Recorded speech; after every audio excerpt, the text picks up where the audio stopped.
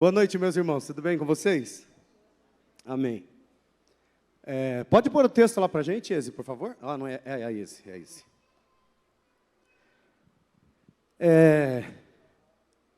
Hoje de manhã, nós tivemos uma reunião aqui, com a liderança da igreja. O pastor trouxe uma palavra, obviamente, e agora à noite ele falou algumas coisas aqui também. E o interessante é que essa palavra que o pastor falou hoje, eu acho que ele já tinha comentado isso na igreja algumas vezes, e eu também já comentei sobre essa palavra, uma coisa que eu sinto no meu coração, que é de Deus. Eu já ouvi palavras de outras pessoas falando isso também, com relação a essa igreja, com relação às nossas vidas, com relação ao que Deus quer fazer em nossas vidas. Uma coisa que eu sempre tive bem claro no meu coração e me mostra e me leva ao povo de Israel atravessando o Egito, e parece que o pastor também entende bem desse jeito e recebeu uma palavra de Deus nesse sentido também. A gente olha para a terra do Egito, a gente vê um povo murmurando, um povo reclamando de muitas coisas, um povo que gastou 40 anos da sua vida, e por isso reclamando e murmurando, e por isso torrou uma geração inteira. A gente vê que quando eles chegam na terra prometida, nem Moisés passou para o outro lado do rio. Deus permitiu que Moisés subisse no morro, visse a terra de Canaã, mas não permitiu que ele entrasse.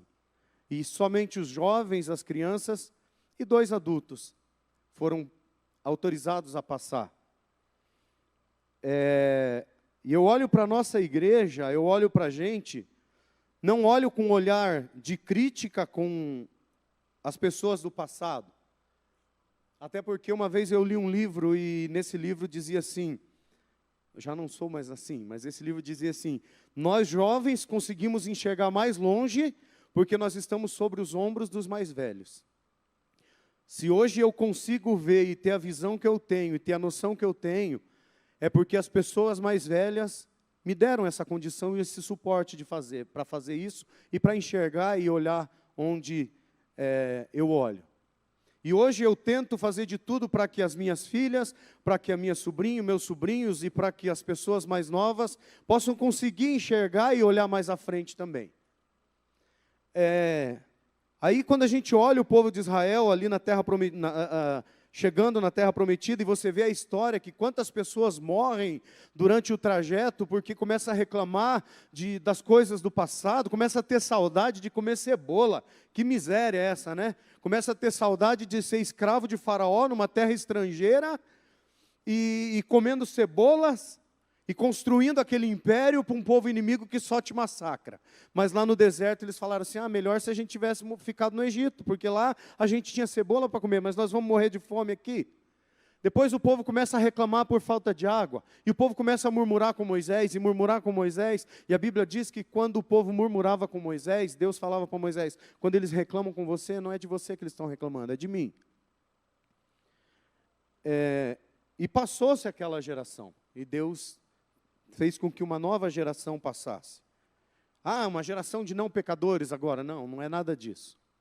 Mas eu entendo assim que Deus não gosta de um coração murmurador.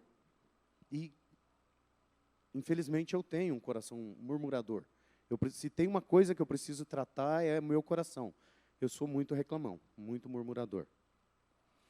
Mas hoje a gente olhando, se a gente olhar a idade da igreja, o tempo de vida que a igreja tem, nós passamos dos 40 anos de idade. E você que está aqui hoje, louve a Deus porque Deus permitiu que você ficasse aqui hoje. Porque é através da sua vida que Deus vai escrever uma nova história para esse lugar. Eu quero falar com você, na nossa mensagem de hoje vai estar em Romanos 8, do versículo 18 até o versículo 27. E o título dessa mensagem é nada mais, nada menos que o próprio título do texto ali que está na Bíblia, que fala sobre a glória futura. Só que eu não quero falar com você da glória futura aqui na terra. Eu quero que você olhe, sim, Deus nos promete coisas maravilhosas aqui. Mas essa glória futura não está falando disso aqui, da nossa vida aqui. O povo de Israel, quase todos morreram, todos os que morreram, foi porque eles tinham o desejo de chegar a um determinado lugar. Eles confiaram de certa forma em Moisés, confiaram de certa forma em Deus, mas parece que quando os problemas vinham, eles duvidavam. E aí eles tinham vontade de voltar. Hoje o pastor falou para você, eu não sei se você está com problema, eu não sei qual é o seu problema, mas fique sabendo que Deus tem coisa muito melhor para você. É sobre isso que nós vamos falar hoje. Talvez você tenha muita dificuldade, talvez você tenha muito problema, talvez você sofra de dores, talvez você já tenha pensado em morrer, talvez você já tenha pensado em que outra pessoa morresse, que está perto de você, e você não suporte mais, talvez você esteja desesperado porque está sem trabalho e precisa de um trabalho, talvez você esteja desesperado porque lá no seu trabalho é insuportável e você não sabe mais o que fazer. Mas esse texto aqui diz que a glória futura, ela não pode jamais ser comparada, aliás, o nosso sofrimento de hoje não pode jamais ser comparado com a glória que há de vir. Nós precisamos não ser como o povo de Israel, que tinha um sonho, mas quando a dificuldade vinha, duvidava de alcançar esse sonho.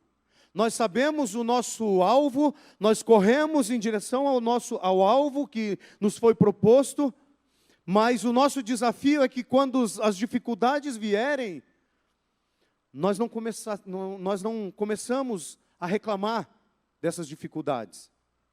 Nós olhamos para ela e de uma forma ou outra nós contornamos ela ou nós derrubamos ela, mas nós vamos passar. E o principal, nós não precisamos e não devemos murmurar, porque Deus quer um coração que não murmure. Vamos ler lá então Romanos 8, de 18 a 27, diz assim: eu penso que o que sofremos durante a nossa vida não pode ser comparado de modo nenhum com a glória que nos será revelada no futuro. O universo todo espera com muita impaciência o momento em que Deus vai revelar o que os seus filhos realmente são, pois o universo se tornou inútil, não pela sua própria vontade, mas porque Deus quis que fosse assim. Porém, existe uma esperança. Um dia o próprio universo ficará livre do poder destruidor que o mantém escravo e tomará parte na gloriosa liberdade dos filhos de Deus. Pois sabemos que até agora o universo todo geme e sofre como uma mulher que está em trabalho de parto. E não somente o universo, mas nós, que temos o Espírito Santo como o primeiro presente que recebemos de Deus.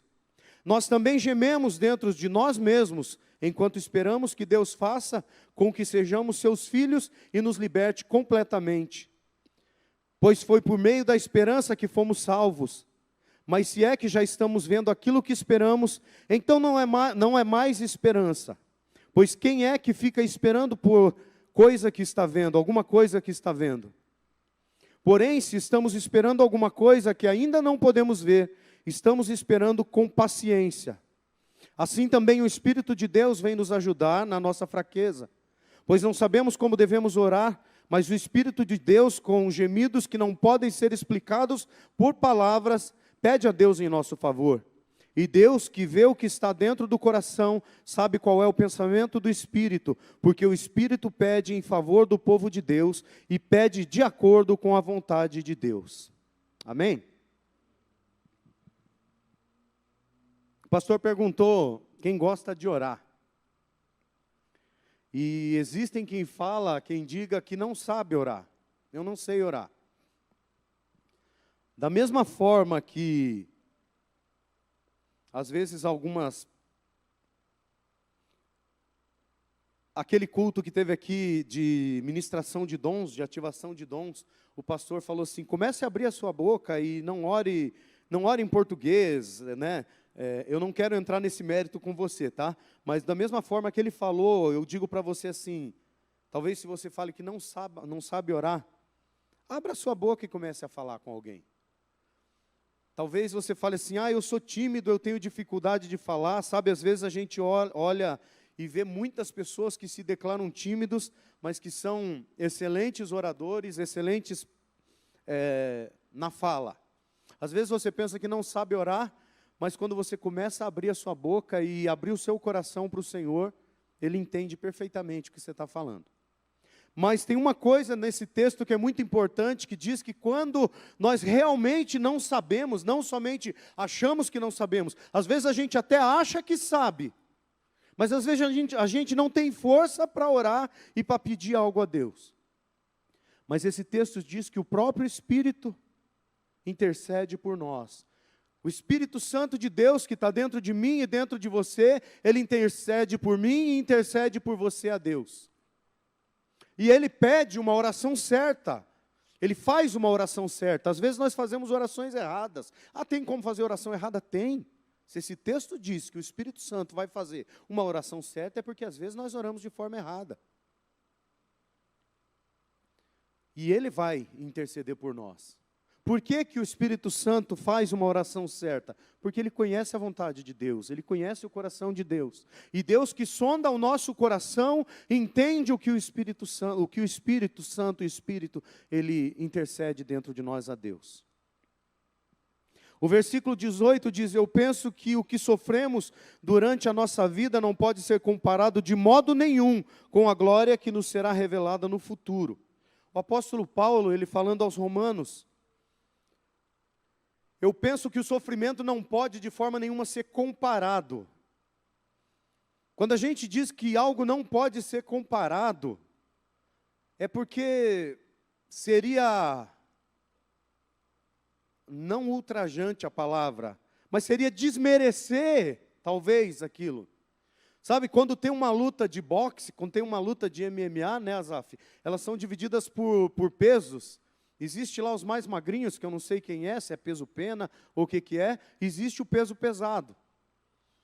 Na luta dos magrinhos, às vezes a luta vai lá 10, 15 rounds e os caras estão lá se quebrando e dando soco um na cara do outro, não acontece nada. No peso pesado, basta um soco que o cara acerte bem dado, que o cara desmonta o outro. Por isso um peso pena ali, ele não vai poder lutar com um peso pesado, porque se o cara der um soco no cara, ele joga ele para fora do ringue. Então, assim, o sofrimento que a gente vive hoje, que você vive hoje, meu irmão, Paulo está dizendo que ele não pode ser comparado com a glória que há de vir. Sabe por quê? Porque esse sofrimento praticamente não existe. Se você colocar dimensionalmente falando um perto do outro, se tivesse como colocar. E até não tem como colocar, porque a Bíblia diz que nem olhos viram e nem ouvidos ouviram as coisas que Deus tem preparado àqueles que o amam. Então não adianta, eu posso imaginar, eu posso ser aquele cara que tem a imaginação mais fértil do mundo, que por mais bonito, por mais glorioso, por mais gostoso que seja, e que eu imagine que será a vinda de Cristo, que será eu junto a Deus, que será eu na pessoa da Trindade, por melhor que seja, por mais que a Bíblia nos fale com ruas de ouro, além do céu azul, que Deus vai enxugar do nosso rosto todas as lágrimas, que lá não terá pranto, lá não terá dor. Isso é comparável ainda, porque isso a gente consegue entender com palavras, a gente consegue entender com a nossa experiência de vida. A gente sabe o que é choro e o que não é choro. A gente sabe o que é sentir dor e o que é não sentir dor.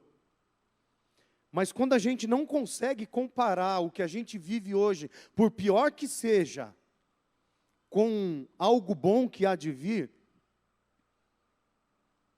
eu ia dizer que é só para a gente ter uma ideia, mas a gente não consegue ter uma ideia, né?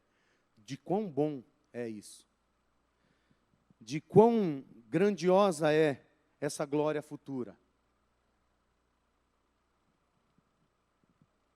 Todos os que creem realmente em Cristo já foram promovidos a filhos de Deus, mas a plena manifestação de tudo isso se implica de tudo que isto implica, está guardado para ser revelado nos últimos dias. Quantos são filhos de Deus? Amém? Mas eu vou falar para você que a gente ainda não sabe exatamente o que é ser filho de Deus. Porque ser filho de Deus não implica somente em viver as coisas boas de Deus para esse mundo e para esse tempo. Por isso a gente não sabe quão maravilhosa é essa glória que há de vir. E nós somos filhos de Deus, sim. Temos que ter certeza disso e temos que agradecer a Deus por Ele nos aceitar como seus filhos por adoção. Mas por mais que a gente experimente as coisas boas de Deus, isso é muito pequeno, perto do que nos aguarda.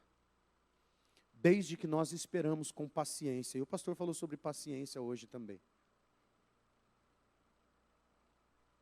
Nós fomos feitos semelhantes a Deus e enquanto estamos aqui, quando eu falo em paciência é por causa disso que eu escrevi hoje. O pastor falou sobre isso hoje. Nós fomos feitos à imagem e à semelhança de Deus. Nós fomos feitos, numa outra versão, que eu não me lembro qual é que eu estava vendo, diz assim, que Deus falou, façamos o homem como nós eles serão, e dominarão sobre os peixes, sobre os animais, e aí vai. Sabe o que é ser feito como Deus? Não sabe, porque eu também não sei. Mas sabe, eu imagino que eu e você sermos feitos como Deus, além de nós podermos ser racional e pensar e conseguir desenvolver as coisas, criar coisas, Ele nos deu autoridade. Ele falou, domine sobre os peixes, sobre os animais, sobre os répteis. Só que não é simplesmente um simples domínio. O problema é que quando nós fomos criados à imagem de Deus, e Deus nos dotou com isso, o homem caiu no pecado. E quando nós caímos nesse pecado e começamos a viver uma vida de pecado, essa autoridade que Deus nos deu para dominar sobre tudo isso, nós exercemos de maneira errada. E por isso o mundo vira um caos. E por isso o mundo está se acabando. Eu não sei se quantos graus nós estamos agora? Eu não sei, eu vou ver, vou falar para você. Agora até que está pouco, está 24 graus. Mas chegou acho que a 32, 33 até a última vez que eu vi hoje. Ontem chegou a 34. Eu não sei se isso é realmente por causa de aquecimento global. Não sei se o aquecimento global realmente existe. Bom, existe porque estava quente, né? Mas eu não sei se é realmente da forma que eles estavam dizendo. E esse não é o mérito da questão. Mas, enfim, o mundo ele está se acabando, de uma forma ou de outra. E a Bíblia diz isso. E nós estamos destruindo o mundo. Só que nós recebemos de Deus uma autoridade para dominar e exercer essa autoridade sobre o mundo. Só que nós exercemos de forma errada. Da mesma forma que um pai tem autoridade para cuidar de um filho, para administrar a vida de um filho, para educar um filho, para que ele seja um homem ou uma mulher depois relevante na sociedade, respeitosa, que seja admirada e que admire os outros, mas esse pai ele pode educar muito bem, pode ser um exemplo muito bom, mas esse pai ele pode detonar com a vida de uma criança. E quando essa criança crescer, ela pode ser um bandido. Depende da forma que o pai exerce e a mãe exerce essa autoridade sobre o filho. Então nós temos esse controle sobre tudo isso. E o principal, se nós temos controle sobre tudo isso, não tem como alguém que é descontrolado, ser dotado de uma capacidade de controlar as outras coisas. Então se Deus nos dotou com a capacidade de controlar tudo isso, é porque nós temos capacidade de nos controlarmos também, né? Dá para concordar com isso, né? É preciso que eu tenha controle sobre a minha vida para que eu possa controlar outras coisas. Porque se eu sou descontrolado na minha vida, não adianta eu querer controlar as outras coisas. O versículo 19 diz assim, o universo todo espera com muita impaciência o momento em que Deus vai revelar o que os seus filhos realmente são. Nós somos filhos de Deus? Somos. Sabe, mas o que esse texto está dizendo? O universo, sabe o que é o universo? É tudo que existe, que a gente vê e que a gente não consegue ver. A Bíblia diz que eles esperam ansiosamente até o dia em que Deus vai realmente revelar o que aquelas pessoas que aceitaram a Jesus como seu Salvador realmente são. Aqui não está falando de joio e trigo, não. Vai chegar lá no final e Deus deixa o joio crescer junto, porque lá o Senhor da colheita vai, e daí o joio vai crescer junto com o trigo, e Ele vai separar o joio do trigo. Não, não está falando disso, não. Ele está falando do joio só, Ele está falando do trigo. Ele está falando dos seus filhos, Ele está falando de você e Ele está falando de mim. O universo espera ansioso para aquele dia em que você será revelado por Deus o que você realmente é. E sabe, isso deve ser fantástico, deve ser muito alguma coisa, muito já vai ficar errado. Deve ser tremendo, muito tremendo não daria. Deve ser tremendo, deve ser maravilhoso demais. Agora imagine o universo, tudo isso aguardando ardentemente para que seja revelada o que nós realmente seremos. Sabe, às vezes a gente se depara com algumas perguntas. Como que a gente vai ser depois? Quem vai ressuscitar?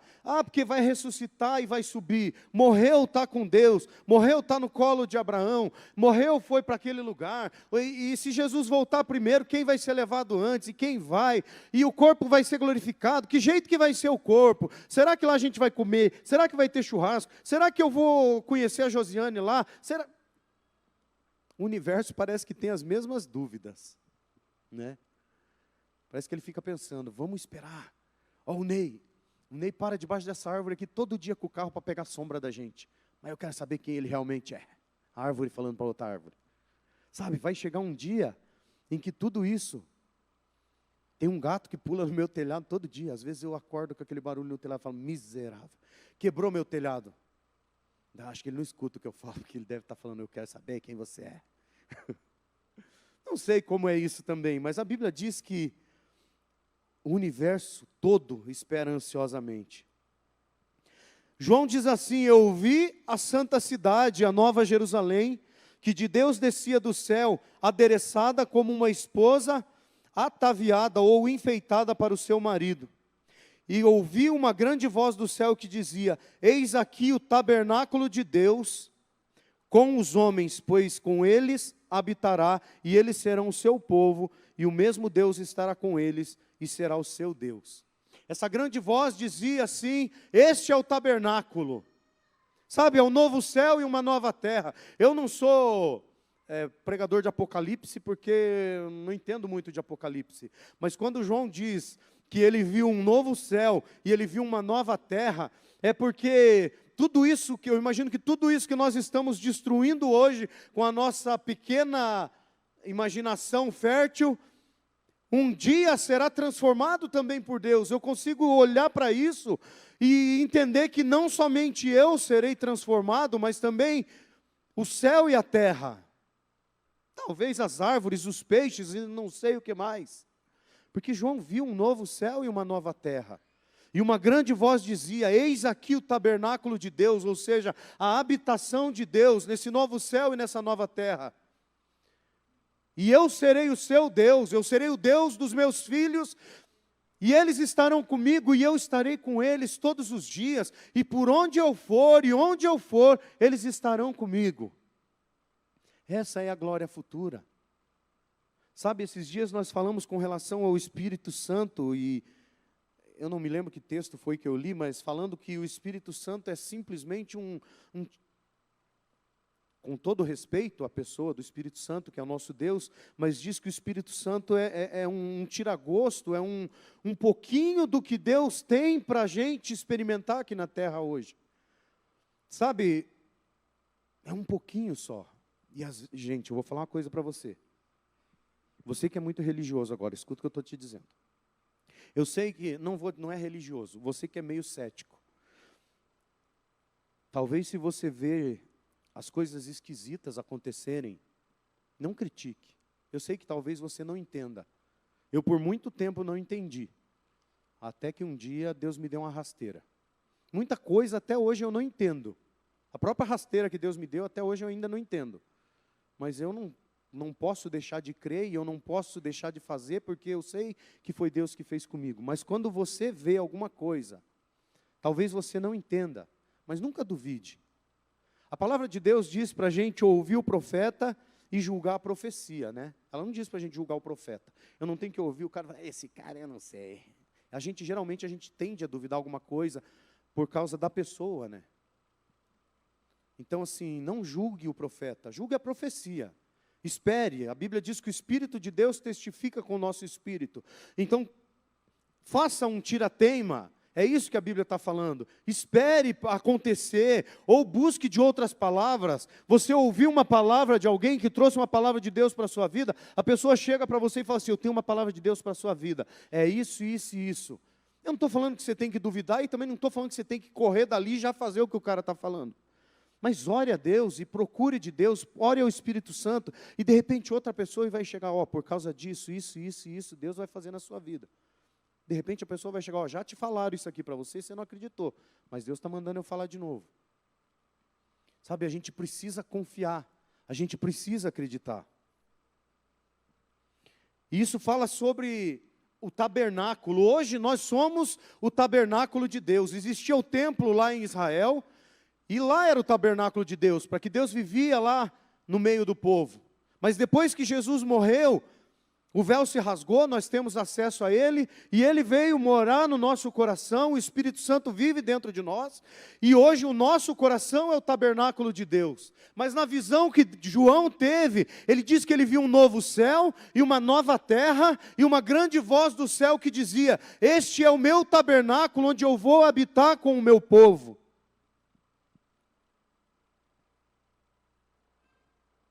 E Deus limpará dos seus olhos toda lágrima, e não haverá mais morte, nem pranto, nem clamor, nem dor, porque as primeiras coisas são passadas. Sabe, as primeiras coisas são passadas? É aquela coisa do sofrimento que talvez você esteja vivendo agora. Por isso você não pode reclamar, não deve reclamar.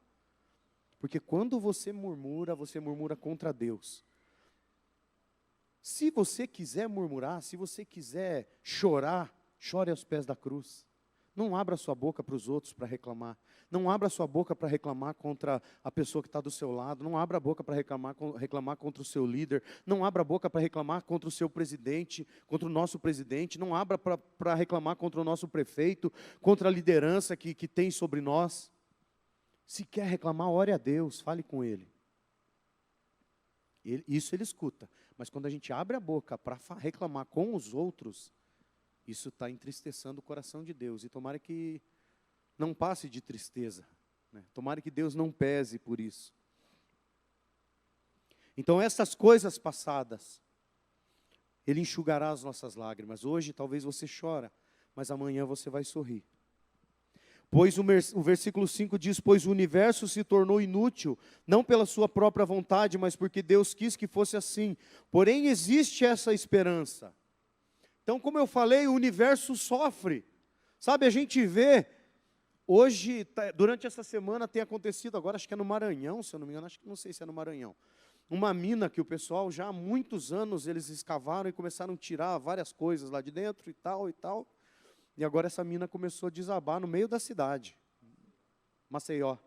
Começou a desabar no meio da cidade, tiveram que evacuar a cidade, porque parece que vai desabar tudo, diz que é um buraco do tamanho do Maracanã, que a princípio está se abrindo, e o pessoal está saindo. Eu sempre pensei comigo, falei, gente, a gente tira petróleo do fundo da terra, a gente tira um monte de coisa do fundo da terra, mas não vai ficando oco, né? Uma hora não vai dar alguma coisa, entrar em colapso? Eu não sei, eu não estudei para isso, né? Mas tanto petróleo que sai de lá, vai ficar um espaço para alguma coisa, né? Alguma coisa vai ter que encher aquele buraco, né? Eu não sei se isso é errado ou se não é, tem os geólogos aí para isso, tem os cientistas, tem os engenheiros para isso, mas na minha cabeça parece que não faz sentido ficar cavando buraco ali e construindo casa em cima, né? Mas tudo bem. E aqui o versículo diz, né, que essa terra também ela está sendo destruída, né? Pois o universo se tornou inútil, não pela própria vontade. Sabe, agora a gente começa a olhar, tem deserto aqui, esses dias eu ouvi dizer que o Brasil, semana passada eu ouvi dizer que o Brasil, não sei aonde exatamente, mas começa a aparecer os primeiros sinais de desertificação no Brasil. Não é o Nordestão lá, que é seco, a seca do Nordeste, aquilo lá é normal, é natural. Mas diz que agora começa a aparecer os primeiros sinais de desertificação no Brasil. Sabe, se eu não me engano, é a China. Eles estão construindo um anel verde, já faz anos que eles estão plantando não sei quantos mil ou milhões de pé de árvores para tentar conter o deserto que está invadindo a cidade. Parece que estão conseguindo, mas eu não sei até quando. Mas a Bíblia diz que a terra ela está ficando inútil. Sabe, o cara vai e planta, e planta, e planta, e planta, e tira a árvore, e derruba a árvore, e vai e planta, planta, planta e colhe. Agora a gente vai jogar a safrinha, né, para não judiar da terra. Faz a safrinha e detona mais um pouquinho a terra. Acabou a safrinha, e planta, e planta, e planta, e planta. Puxa vida, a terra não tem um tempo para respirar. Eu também não estudei agronomia, também não sei se está errado, não. Mas parece que, pela lógica, também parece que não é muito certo, né? A gente só tira, a gente só retira, a gente só aproveita, a gente só abusa. Sabe, nós fomos feitos à imagem e semelhança de Deus. Tem muita gente na Terra, eu não sei se já chegou em 8 bilhões. Rebeca, chegamos em 8 bilhões na Terra? Chegamos? A 9 já? Não. Eu pergunto para a Rebeca, porque eu sei que a Rebeca sabe. O Clodoaldo também sabe, né? Vamos mudar um pouco, o pastor sempre pergunta para o Clodoaldo. 8 bilhões de pessoas na Terra. Gente, mas ainda cabe muita gente, muita gente. Se a gente sair daqui do São Brás e ir no sentido Campo Largo, a gente vai achar muito espaço verde ainda, muito lugar ainda que dá para morar. Mas a gente quer se aglomerar tudo num lugar só. A gente vai tudo para os grandes centros. E o que acontece? Aí o cara que fica lá no interiorzinho, ele não tem trabalho, ele vem para o grande centro. Só que daí no grande centro ele não consegue trabalho aqui, o cara não tem estudo, ele nasceu lá na roça. Aí ele vai fazer o quê? Vai invadir um lugar onde ele consegue viver, porque ele não consegue comprar uma casa aqui também. Aí os caras que ficam lá são grandes fazendeiros. O que ele vai fazer? Não tem gente, não tem nada, vamos desmatar tudo isso aqui e vamos plantar e vamos vender para os caras da cidade. Aí eles detonam tudo que tem lá, para fazer uma colheita gigantesca e vender para a gente. Aí a gente compra um monte, cozinha, joga metade no lixo todo dia, né? E come um tanto, e a gente vai destruindo tudo também. Também parece que não é muito bom, né? E a terra está chorando, e a terra está se destruindo. O apóstolo Paulo, ele se refere à queda cósmica, ou seja, a queda de toda a criação, e não somente o homem. Toda a criação que Deus julgou boa, ficou sujeita à degeneração por causa da desobediência voluntária do homem. Viu que o texto diz que a terra, o cosmos, não foi por sua vontade própria, mas ele já está deteriorado, ele já está se destruindo. Não é pela vontade dele, mas é pela nossa vontade. E o problema é que a nossa vontade é voluntária. Nós conseguimos pensar, nós temos bracinho para ir lá fazer o certo ou o errado. E nós estamos fazendo o errado. Quando eu falo nós, eu estou falando do homem geral, né? Então, assim, por causa da minha vontade, por causa do meu desejo e não do planeta todo, ele está sendo destruído. Mas há uma esperança. O versículo 21 diz assim: um dia o próprio universo ficará livre do poder destrutivo que o mantém escravo e tomará parte na gloriosa liberdade dos filhos de Deus. E por que eu falei que não é somente a gente que vai ser transformado, que vai ser glorificado, mas o próprio universo. Quando a gente fala universo, é o planeta, é o... Ai, meu Deus, vai longe, eu não vou saber falar. São as galáxias, e aí vai, aquele universo, aquele negro, tudo, aquele buraco negro, tudo que acontece, tudo que tem, tudo isso vai ser transformado.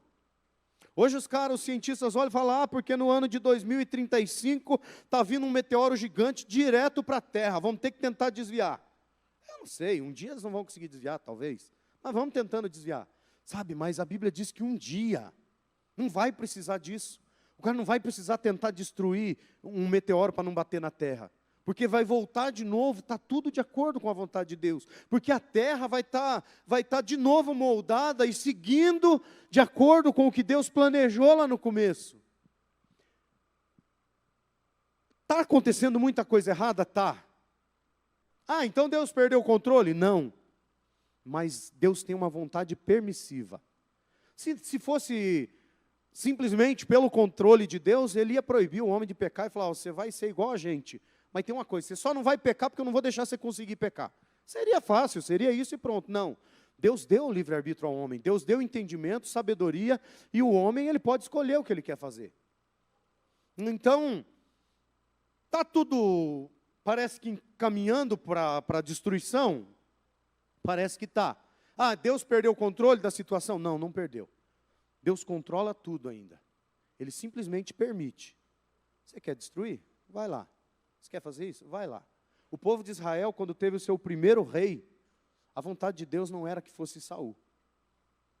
Mas eles bateram o pé. Não, o cara é bonitão, o cara é forte, o cara luta bem, o cara faz isso, faz aquilo. É o que vocês querem? Então vai. Primeiro rei de Israel já deu ruim já, né?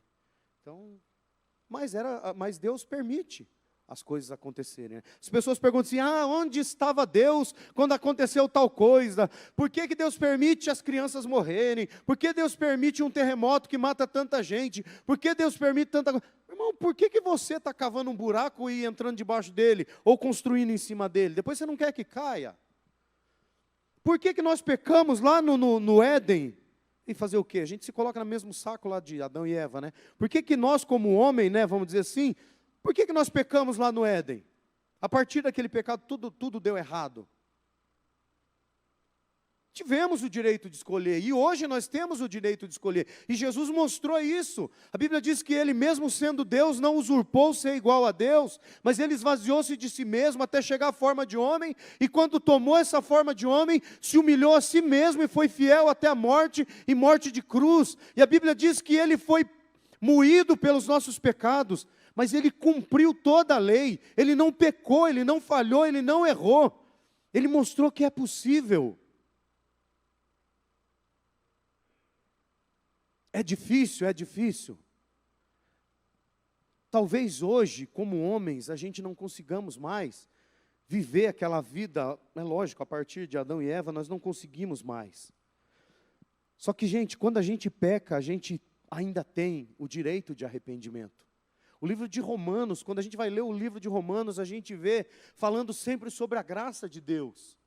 Romanos, ele sempre está comparando ali a lei e a graça, a condenação e a liberdade, o castigo do juízo e a salvação de Deus em Cristo Jesus. Jesus veio para fazer isso com a gente. E essa graça de Deus, então, ela não é somente para mim e para você, mas é para toda a criação dele. O nosso novo corpo que receberemos suplantará nosso corpo mortal que nos liga à natureza, que a essa altura também será renovada. Sabe, o nosso corpo físico, ele nos liga à natureza que é física. Eu não sei de que forma será, mas o nosso corpo depois transformado, o nosso corpo glorificado, parece que voltará a ter esse relacionamento de novo com essa natureza que Deus fez, mas agora uma natureza transformada, nesse novo céu e nessa nova terra. O que Deus fez, quando Deus colocou o homem no jardim, tudo bom, ele olhou e falou, eis que tudo que eu fiz é bom. E era realmente bom. E Deus fez o homem e falou, é muito bom. Só que o homem pecou e o homem teve que sair. E aquele lugar era muito bom. E o que o texto mostra para a gente, e o que a gente consegue ver desde lá do povo judeu, adorando a Deus no templo, oferecendo sacrifícios pelo perdão dos pecados, até Jesus vindo e morrendo pelos nossos pecados, e até os dias de hoje, onde o Espírito Santo nos conecta a Deus Pai, a gente consegue ver e entender que Deus está nos levando de volta ao Éden de Deus. Não sei se vai ser aquele jardim do Éden novamente, mas é parecido com isso, porque aquele lugar era muito bom. Aquele lugar não tinha pedra, aquele lugar não tinha espinhos. Acredito eu que eles não choravam, não tinha dor, não tinha sofrimento. Mas começou a aparecer coisas ruins depois do pecado. Aí Deus diz, agora por causa do pecado, eu amaldiçoo a terra. E agora ela vai produzir pedras, espinhos, abrolhos. Falou para a mulher que você vai sentir dor do parto. Falou para o homem que a partir do suor do seu rosto você vai comer o pão. Tudo isso por causa do pecado. Mas quando esse dia chegar, parece que nós teremos um corpo glorificado para habitar em um novo céu e uma nova terra também glorificado, transformado por Deus. E Deus vai vir para restaurar todo esse universo, esse cosmos que Ele fez. esse versículo diz que o nosso corpo glorificado, ele suplantará o nosso corpo pecador, pecaminoso. O que é suplantar? É colocar debaixo dos pés, é pisar, é massacrar, é ser infinitamente superior. O nosso corpo, esse corpo que você está vendo agora, ele não vai existir mais, ele não vai ter significado e importância nenhuma. Pelo contrário, o seu corpo será renovado, glorificado, eu não sei de que forma será, mas não tem comparação nenhuma com o que você vive hoje e com o que você sente hoje. Porque nesse dia nós estaremos com Deus, no tabernáculo que Ele vai preparar para nós vivermos com Ele. Tabernáculo, habitação, a casa de Deus. Versículo 22, pois sabemos que até agora o universo todo geme e sofre como uma mulher que está em trabalho de parto. Eu não sei se vocês sabem, mas agora eu sou vô. Ah, cheguei lá. Custou, mas cheguei. Estou no clube dos avós. Meu pai e minha mãe já são bisavós. Dona Ivone é minha bisavó já. A Júlia é tia. A Camila é prima. A Nata foi para o hospital na sexta-feira de manhã. Não tinha dilatação nenhuma, né? Não tinha dilatação nenhuma. Não estou chorando, tá? É o suor que está caindo no olho. É verdade. Não tinha dilatação nenhuma. Ela foi para o médico na sexta-feira de manhã. Ela estava com diabetes pré-gestacional, né? Então tinha que fazer o neném vir de qualquer jeito. Então ela foi para o hospital para eles começarem a dar o medicamento para ela para acelerar o processo. E começaram a dar medicamento para ela. Mas ela foi para o quarto, né? E eu sei que era 3 horas da manhã, eu acordei com o telefone da Josiane, chegando uma mensagem, era o Guilherme. Está com 4,8 de dilatação. Falei, nossa, que beleza. Aí eu comecei, eu dormiria tranquilo, mas dali eu comecei a não dormir muito, né? Eu fiquei preocupado, falei, caramba, ela está desde cedo, desde umas 7 horas da manhã, acho que era, né? 7, 8, sei lá. Já era 3 horas da manhã. E ela estava com quase 5 de dilatação, tomando remédio para forçar o neném a sair. Chegou uma altura que o Guilherme falou assim, eu estou vendo a cabecinha. Mas não passava disso. Chegou uma altura que a Natália pediu para a médica fazer cesárea, porque ela não estava aguentando de dor mais. A médica falou, não dá tempo mais, agora já era. E daí levaram ela para o quarto, puseram na banheirinha. Nasceu na banheirinha? Nasceu na banheirinha. Puseram na banheira, começaram a jogar água nela e tal, para tentar dar uma melhorada. E o Guilherme disse que ela desmaiou algumas vezes naquele processo. Vinha a contração, ela gemia, apagava. Daqui a pouco ela acordava com outra contração e vinha, sei lá quantas vezes aconteceu. Aí, que hora que foi que nasceu? 7 e pouco da manhã. 8h40? 8h40 da manhã nasceu. Nasceu rasgando tudo. Né? Levou alguns pontos. Talvez esse exemplo aqui seja bem propício, né? Dizer que o universo, até agora, ele geme como se fosse uma mulher que está em trabalho de parto. Eu não sei como você conseguiu visualizar o que eu falei da Nata. Mas sabe quando fala que o universo geme como uma mulher em trabalho de parto? A mulher geme, a mulher chora, a mulher grita, mas ela sabe que algo muito bom está por vir depois. E o universo é a mesma coisa, o universo está gemendo, o universo está chorando, o universo vê a gente sofrer, mas o universo está vindo que algo muito bom está se aproximando para acontecer. A gente machuca, mas ele sabe que vai vir coisa boa por aí.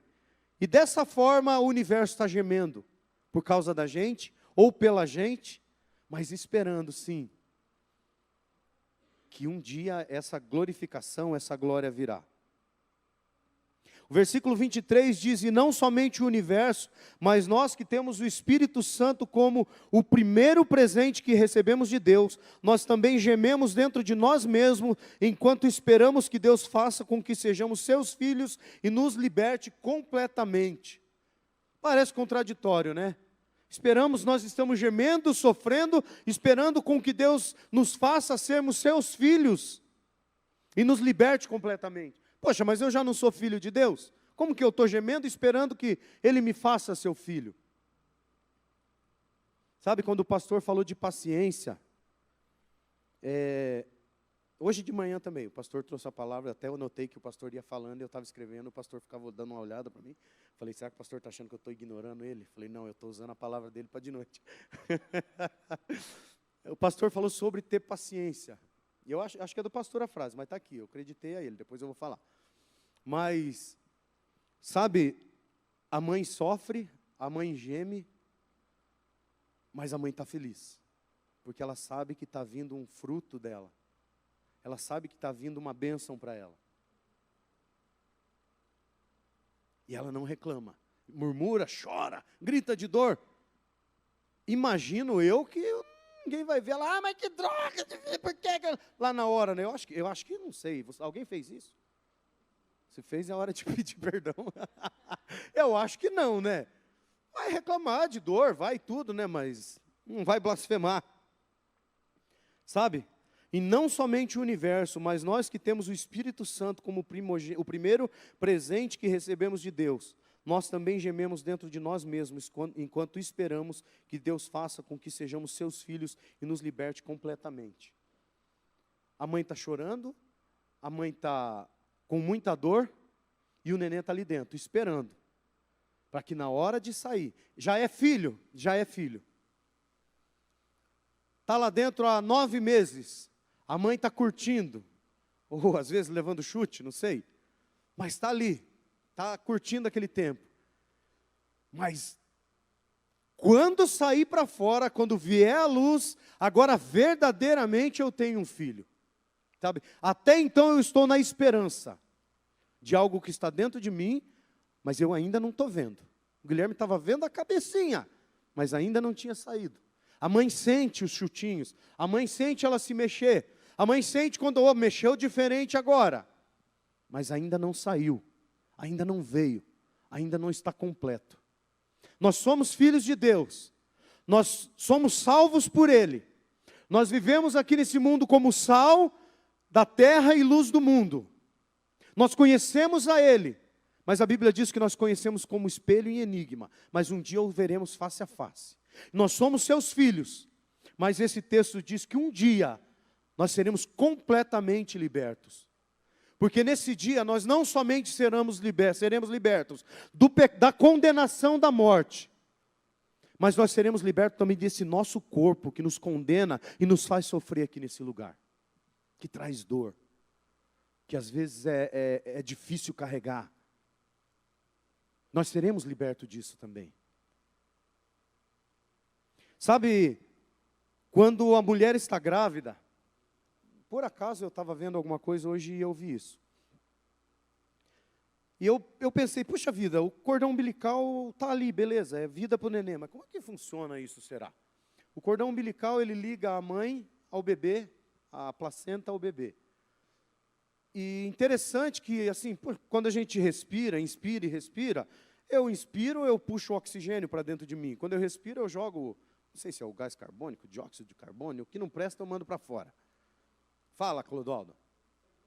Gás carbônico, eu jogo o gás carbônico para fora. Tá, mas e a criança, como que faz? Ela respira o oxigênio, ela ganha o sangue da mãe e o troço ruim, como é que sai? Né? Sai pelo mesmo cordão umbilical.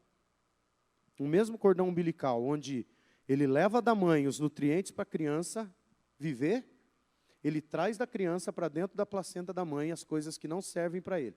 E a mãe que se vire. Talvez seja por isso que incha tudo e sei lá, não sei se é por isso. Também não sou médico, também não estudei para isso. Mas é assim que funciona. Gente, no mesmo canal, no mesmo lugar, aonde a vida vai, o que tira a vida sai. Mas não se mistura. Um não contamina o outro.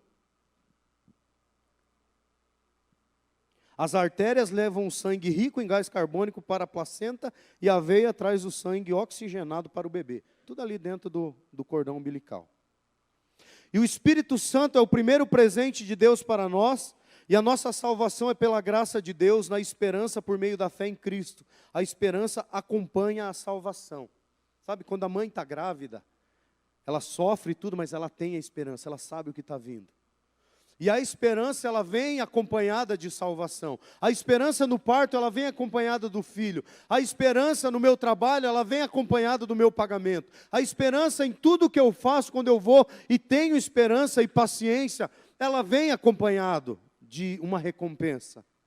E a nossa esperança em Cristo, e essa esperança do universo, do cosmos em Cristo, ela vem acompanhada de uma recompensa. Por que é uma recompensa? Porque há um trabalho.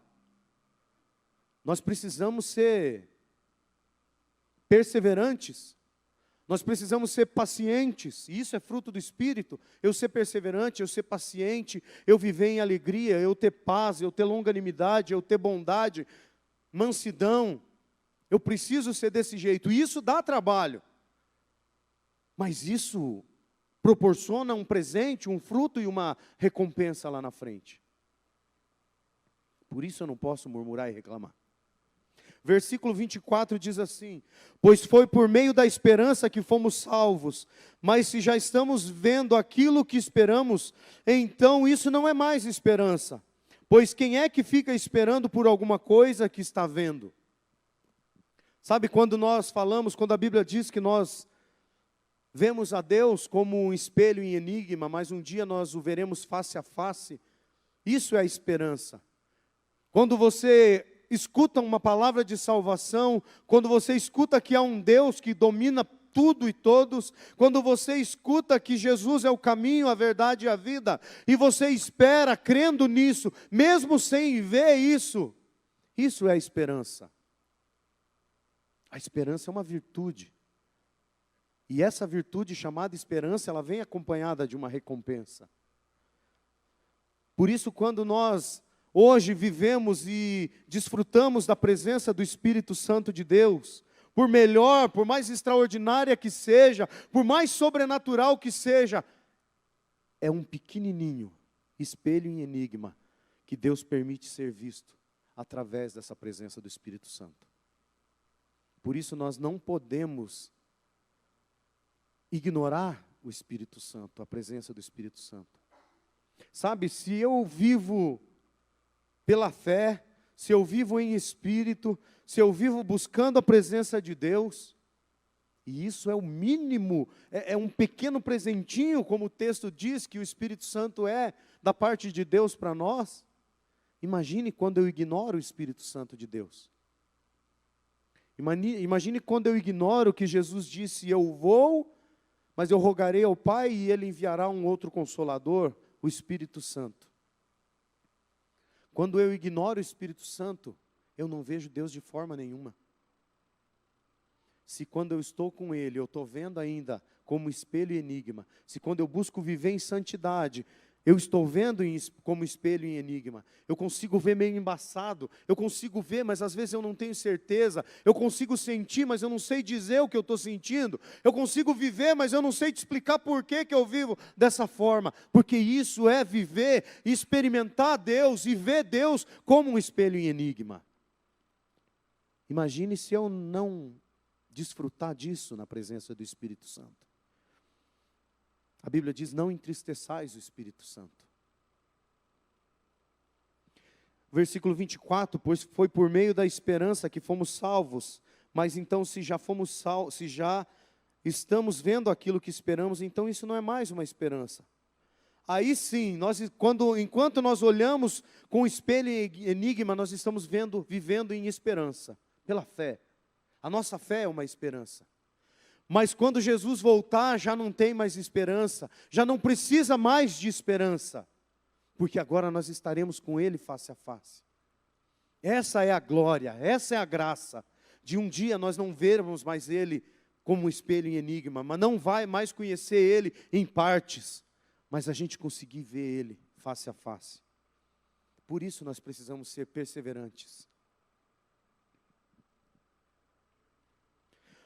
Tem um cara que fez um comentário assim, o nome dele é John Calvin, acho que é isso. É difícil, vamos ler e vamos tentar entender. Pois a paciência necessariamente segue a esperança. Pois como é doloroso ficar sem o bem, isso aqui o pastor falou mais ou menos isso aqui hoje de manhã. Pois como é doloroso ficar sem o bem que você deseja. a menos que se sustente e se console com a paciência. Você deve necessariamente desmaiar com o desespero. A esperança sempre atrai a paciência com ela, sempre traz a paciência com ela. Portanto, é uma conclusão muito apropriada, que tudo que o Evangelho promete, entre aspas, respeitando a glória da ressurreição, desaparece, exceto que passamos a nossa vida atual pacientemente carregando a cruz e as tribulações. Sabe? Por isso a gente diz que não depende só de Deus. Deus nos apresenta o Evangelho, mas nesse pensamento dele, ele está dizendo assim, cadê? Portanto, é uma conclusão muito apropriada, que tudo que o Evangelho promete, respeitando a ressurreição, desaparece, exceto que passamos a nossa vida atual pacientemente carregando a cruz. Não adianta Jesus morrer por nós, não adianta todo aquele sofrimento que ele sofreu, não adianta ele abrir mão de ser Deus e viver com a gente e morrer pelos nossos pecados, se eu não decidir tomar a minha cruz e seguir ele. Tudo isso desaparece.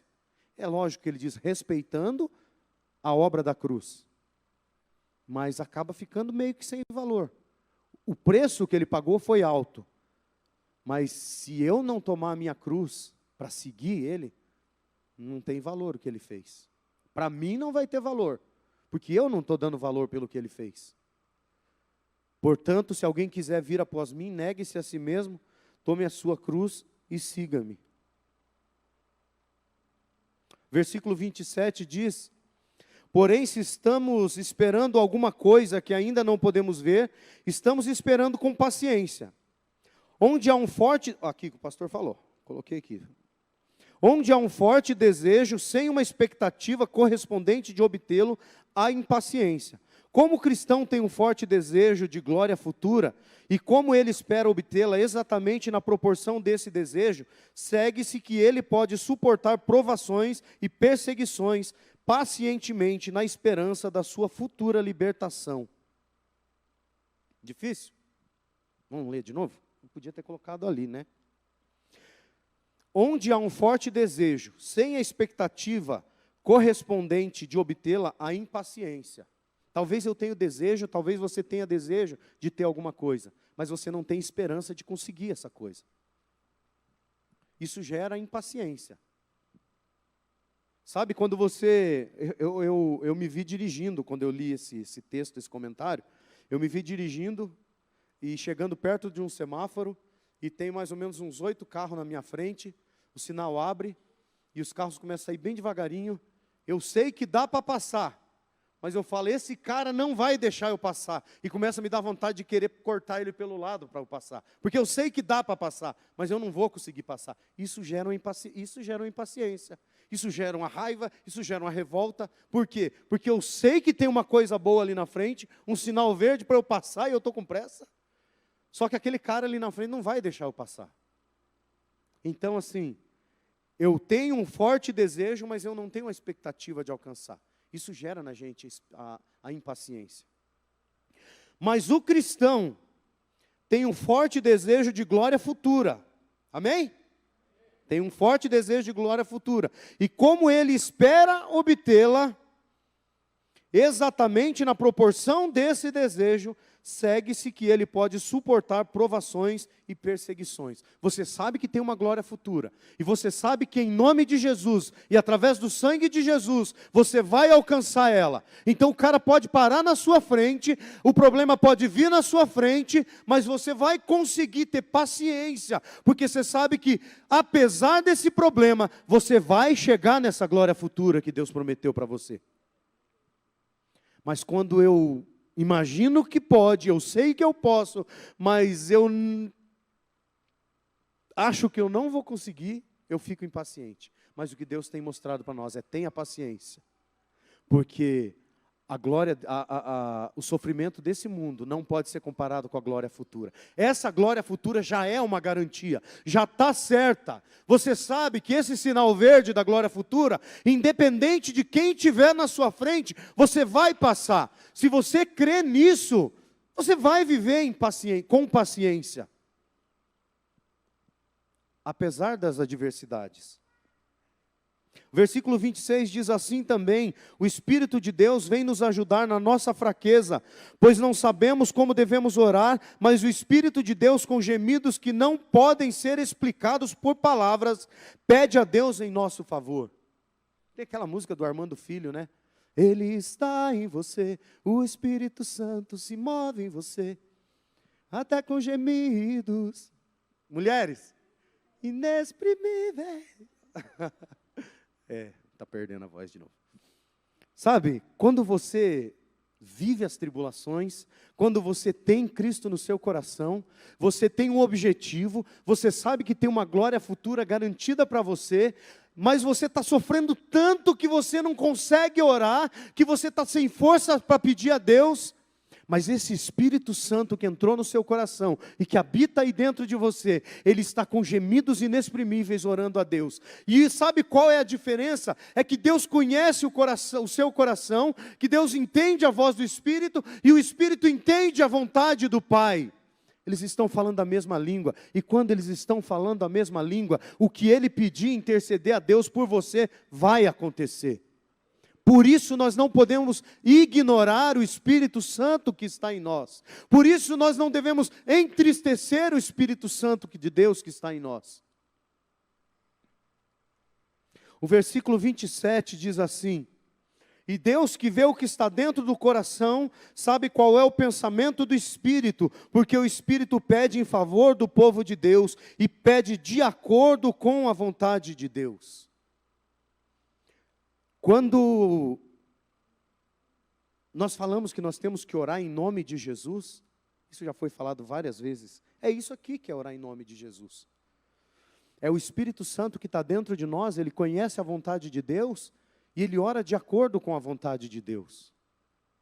Quando eu consigo viver em intimidade com o Espírito Santo de Deus, aí eu também posso orar de acordo com a vontade de Deus, porque é o Espírito Santo de Deus que me conduz, que me dá discernimento, que me dá entendimento para que eu possa orar e fazer e buscar de acordo com a vontade de Deus. E sabe, quando você ora para orar e buscar algo que é da vontade de Deus, gente, não tem erro. Sabe, lembra quando Jesus lá, quando ele falou com a mulher samaritana no poço de Jacó, eles estavam já, depois de toda a conversa que ele teve com ela, os discípulos estavam chegando com a comida, mestre, está aqui nossa comida, vamos almoçar agora, manda o povo embora. O que Jesus falou para eles? A minha vontade, o meu alimento é fazer a vontade do meu Pai. E a gente vê que Jesus, toda decisão que ele ia tomar, ele fugia para o mato para orar, ele ia buscar a vontade de Deus. E quando Jesus estava sendo crucificado, ele falou: Pai, se possível afaste de mim esse cálice, mas contudo não seja feita a minha, mas a tua vontade. Todas as orações de Jesus não eram de acordo com a vontade dele, ele buscava entender e conhecer e saber qual era a vontade do Pai, porque quando ele fazia a vontade do Pai, não tinha erro, era certo. Sabe, quando Jesus escolheu 12 discípulos, era para ser os 12, porque ele foi orar e buscou a presença de Deus, e buscou o entendimento de Deus. Ah, mas Judas traiu, mas Jesus falou, Jesus sabia, um que está sentado junto com a gente aqui vai me trair, e anda logo porque minha hora está passando, faça logo o que você tem que fazer, porque essa era a vontade de Deus. Jesus sabia qual era a vontade de Deus, e tudo o que ele foi fazendo, era fazendo de acordo com a vontade de Deus. Sabe, meu irmão, se você às vezes não sabe qual é a vontade de Deus, ore ao Espírito Santo. Fale assim: Espírito Santo, interceda por mim agora, porque eu não estou sabendo orar. Eu não estou entendendo qual é a vontade de Deus. Se prostre diante dele, de coração realmente contrito, e fale: Espírito Santo, eu não estou conseguindo. Eu não tenho forças, eu não quero orar, eu não consigo orar. Se eu abrir a boca para orar, vai ser para amaldiçoar alguém, e não é isso que eu quero fazer. Então interceda por mim, Espírito Santo. Sabe, quando Jesus falou: eu rogarei ao Pai que lhe enviará um outro Consolador, é isso. Ele está dentro da gente para isso. Não é para viver rodando no manto, no reteté e tal. Também, pode ser. Mas é isso, quando você não suporta, quando você não consegue, o Espírito Santo de Deus te consola. E se for preciso, ele vai orar por você, a Deus. E tenha certeza, quando o Espírito Santo de Deus interceder a Deus por você, se prepara, é só receber. Amém? por causa da nossa debilidade espiritual, por não saber verbalizar a oração como deve ser. E não estou falando de ortografia ou pronúncia, tá? Não é orar do jeito errado, orar do jeito certo de fala. Mas por causa do nosso pecado, às vezes. Por causa da nossa debilidade, por causa do nosso erro. Deus colocou o Espírito Santo para orar por nós. Feche os seus olhos.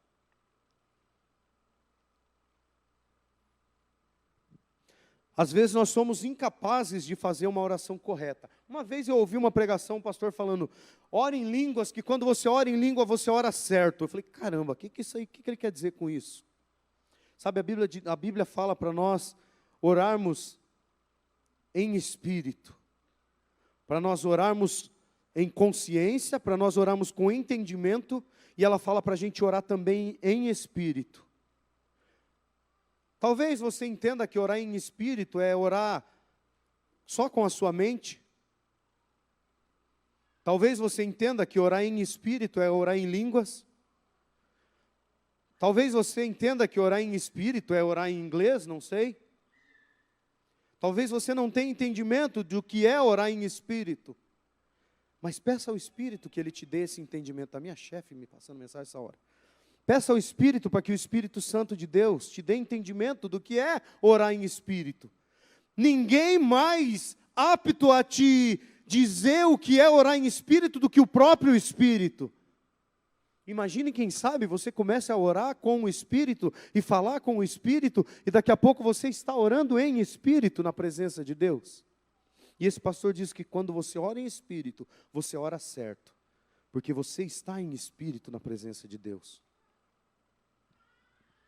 Porque nós vivemos na esperança do que não vemos, a salvação. Por isso oramos muitas vezes de forma equivocada. Sabe, nós temos a esperança, mas às vezes nós estamos impacientes. E quando nós ficamos impacientes, nós oramos de forma errada. Nós falamos coisas erradas.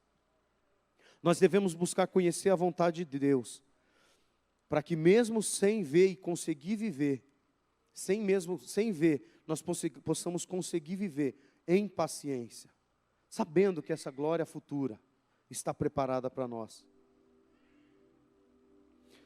A frase que o pastor disse hoje, cuidado com a miserável expectativa daquilo que a gente não tem. Foi mais ou menos o que eu falei ali atrás.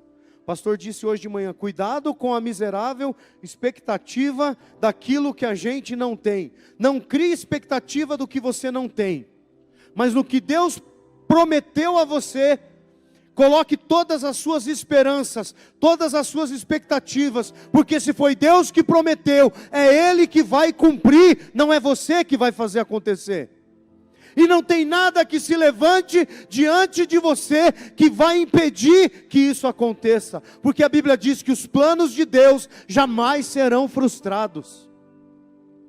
Essa é a diferença de nós vivermos numa miserável esperança, expectativa do que a gente não tem, e viver em ansiedade. Você vive em ansiedade, meu irmão? Você sofre de ansiedade? Talvez você está esperando e ansiando por algo que Deus não quer que você tenha. Quer deixar de viver em ansiedade? Busque em espírito e ao Espírito, clamando a Ele, para que Ele te mostre o que eu devo buscar e ter expectativa, em que eu tenho que ter expectativa. Isso sim vai gerar uma tranquilidade no nosso coração. O que Deus quer de nós é que nós vivamos uma vida com paciência, com esperança, com fé. Isso é viver em fé. É a gente criar expectativa em uma promessa que Deus fez, sabendo que Ele vai cumprir, independente das circunstâncias. Isso é viver em fé. É descansar no Senhor. Veio o problema? Veio. Talvez eu sofra com esse problema, mas esse problema não vai me segurar. Talvez ele me segure, mas a glória futura está chegando. A glória futura Ele não segure. Talvez ele me desanime, mas Ele não me derruba, porque a glória futura continua ali, e ela está chegando. Talvez o meu corpo gema, talvez o meu pensamento voe e pense muitas coisas ruins, mas busque focar na glória futura, porque essa ninguém pode tirar. O ouro, o fogo queima, o pano, o tecido, o dinheiro, a traça corrói, mas essa glória futura que Deus prometeu para você, ninguém pode tirar. Comece a buscar em Deus, onde eu devo focar a minha esperança. Olhe para o seu coração e pergunte para você mesmo: em que eu tenho focado a minha esperança? Em que eu tenho colocado as minhas expectativas?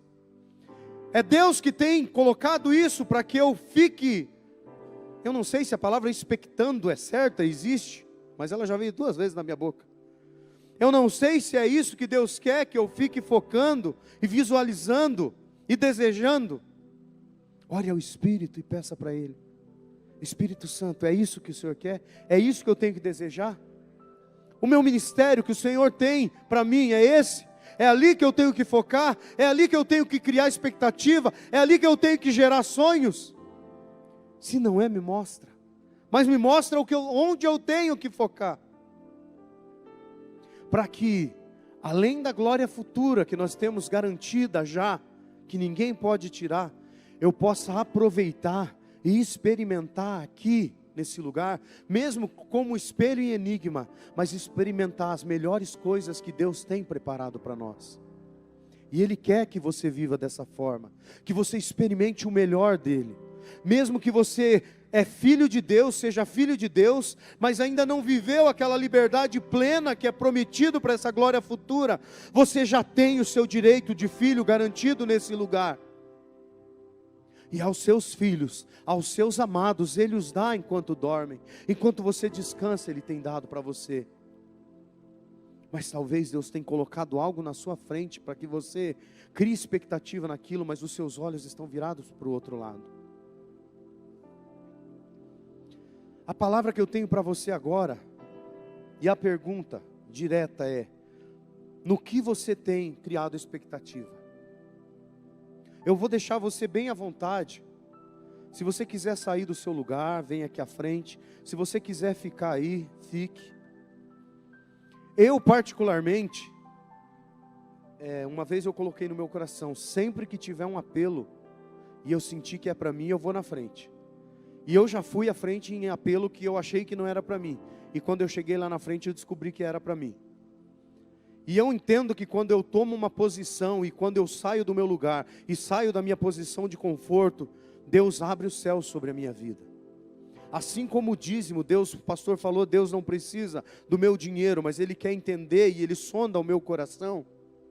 Da mesma forma é isso, quando eu saio do meu lugar, do meu conforto, da minha zona de conforto e me posiciono diante do céu e do inferno, Deus se levanta também e estende as mãos sobre mim.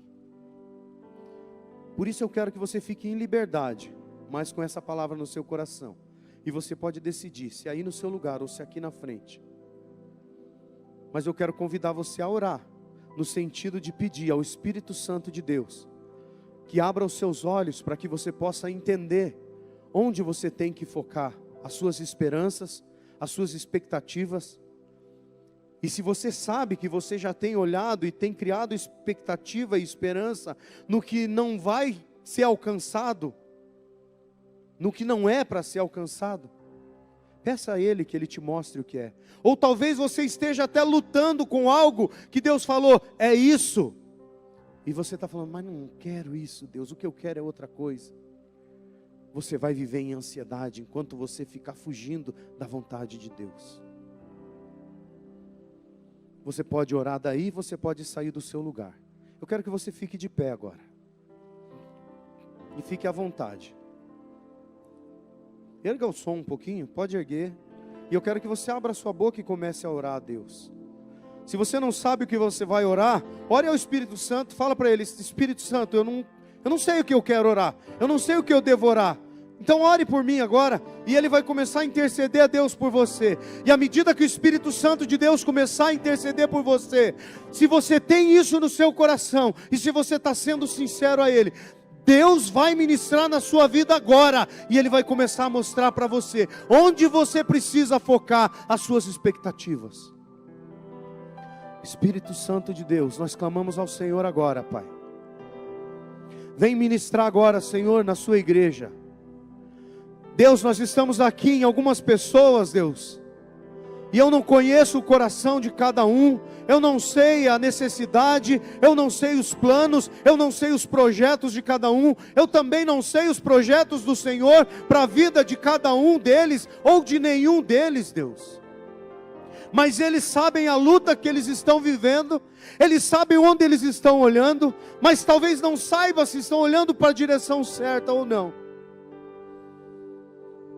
Mas Senhor, Espírito Santo, ouça a oração agora de cada um deles, e por favor, corresponda e responda a oração de cada um deles, e ministre no coração de cada um deles. Senhor, que nessa noite, Pai, os ministérios possam ser esclarecidos na mente, Senhor, dessa vida que o Senhor tem chamado para esse determinado ministério. Deus, essa pessoa que o Senhor tem chamado para trabalhar na rua, e ela tem lutado com isso, Senhor. Espírito Santo, se é o Senhor que tem plantado no coração, revela agora. Deus, essa pessoa, Senhor, que tem lutado lá no trabalho, por ser uma filha sua, Deus, talvez ela tenha sofrido lá, Pai, mas talvez tenha sido o Senhor realmente que colocou ela lá, para ela ser luz naquele lugar, Deus, porque é ali que ela vai experimentar um pouco da sua glória, Pai, na vida dela. Mostre para ela, Senhor. Deus, se essa pessoa está focando e olhando para algo, Senhor, que não é o Senhor que colocou, mas é simplesmente desejo do coração dela, Pai, comece a revelar isso a ela, comece a convencer, Espírito Santo, de que não é o Senhor, mas sim, mostra o que o Senhor quer. Não simplesmente desconstrua um pensamento, uma visão e um desejo, mas coloque um desejo novo no coração, e a sua palavra que ao Senhor pertence, Senhor, o desejar, o querer e o realizar, Pai. Então coloque o querer no coração de cada um, e o realizar também, Senhor, através dessas vidas, Pai. Em nome de Jesus. Amém.